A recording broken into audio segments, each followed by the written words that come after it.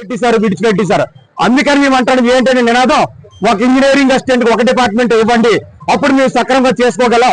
ఎందుకంటే మీకు ఇంకా కష్టమేం కాదు. ఒక మండలంలో 20 మంది ఇంజనీరింగ్ అసిస్టెంట్స్ ఉంటారు, 5 డిపార్ట్మెంట్లు ఉన్నాయి. ఒక్కో డిపార్ట్మెంట్ 4-5 ఇవ్వండి, డిస్ట్రిబ్యూట్ చేయండి, పని చేయించుకోండి, చక్కగా అవుతుంది.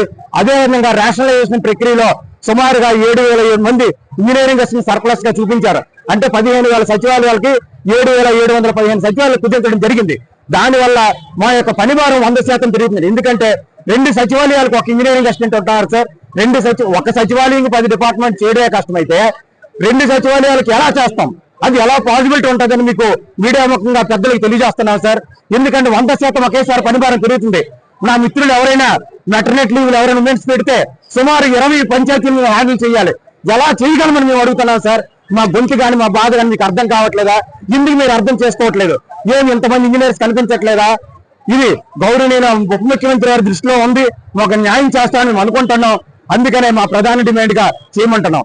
ఇంకొక విషయం సార్, డిప్లొమా క్వాలిఫికేషన్ ఒక ఇంజనీర్ని తీసుకొచ్చి 10వ తరగతి కింద ఎలా పెడతారు సార్? సబార్డినేట్ సర్వీస్ అని ఎందుకు మీరు ఏమని చేయరు? కేటగిరీ 8 లో మమ్మల్ని ఎందుకు పెట్టారు? దాని రీజన్ ఏంటి? ఎవరు మిమ్మల్ని ప్రోత్సహించారు? అలా చేయమని మిమ్మల్ని ఎవరు కోరారు? మిమ్మల్ని ఎవరో చెప్తే మీరు చేస్తారని మేము అంటున్నాం. అది మేము ఖండిస్తున్నాం. మా భవిష్యత్ కార్యాచరణ మా యొక్క ఇంజనీర్స్ అందరికీ రేషనలైజ్ చేసి 1 డిపార్ట్మెంట్ ఒక ఇంజనీరింగ్ అసిస్టెంట్ అయినంత వరకు కూడా ఈ యొక్క కార్యాచరణను ఉపేక్షించాం. తదుపరి కార్యాచరణ మా ప్రెసిడెంట్ గారు ఆల్రెడీ అనౌన్స్ చేశారు. నాన్ కోఆపరేషన్ మూవ్మెంట్ కూడా మేము వెళ్తాము.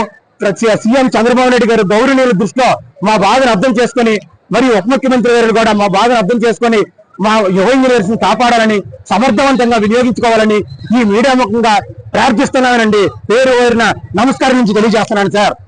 దానికి థ్యాంక్ యూ అండి అవకాశం ఇచ్చినందుకు.